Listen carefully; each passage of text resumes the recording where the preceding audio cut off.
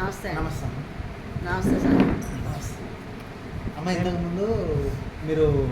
ఇంతకుముందు హాస్పిటల్కి పోయి తిరిగారు కదా, చాలాసార్లు పోయాను. చాలాసార్లు పోయారు కదా. అప్పుడు ఎట్లుంది మీ ఆరోగ్య పరిస్థితి? అప్పుడు నాకు బాగాలే, అసలు నాకు పరిస్థితి ఎట్లనంటే అసలు జరిగింది. హాస్పిటల్కి పోయినా చూపించుకున్నా, క్యానింగ్ తీసుకున్నా, వచ్చిన ట్యాబ్లెట్ రాసి ఇచ్చేది.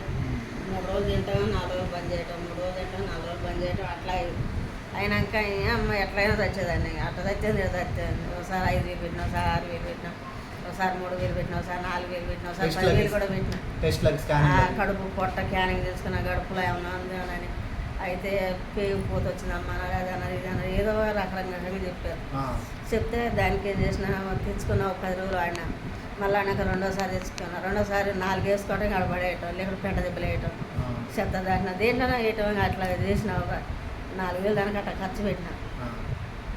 నా జీవితం ఎట్లన్నా పాడు, కానీ నేను ఎట్లన్నా బతికితే నా పిల్లలు ఉన్నారు కదా అనుకొని నేను మేలకంటుకొని ఆ ట్యాబ్లెట్ కొన్ని వేసుకొని భూమి పట్టుకొని లేచేది. అసలు నేను నిజంగా చెప్తున్నా, భూమి పట్టుకుంటేనే లేచాను. నేను భూమి పట్టుకోకపోతే లేకపోయేదాన్ని.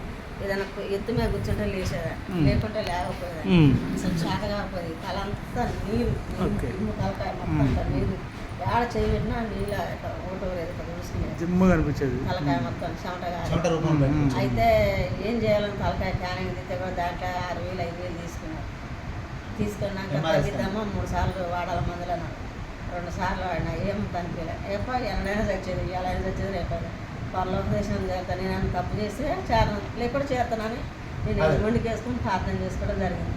చేసుకున్నాక ఆ ట్యాబ్లెట్లు వేసుకోవాలి. అసలు నా జీవితంలో వేసుకోకుండా 4,000 తెచ్చి లంచమని మా ఆయన తిడతాను.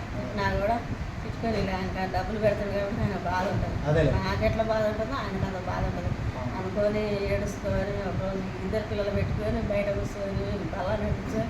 నిజంగా చాలా సేపు ఏడ్చాను, చాలా సేపు బాధపడి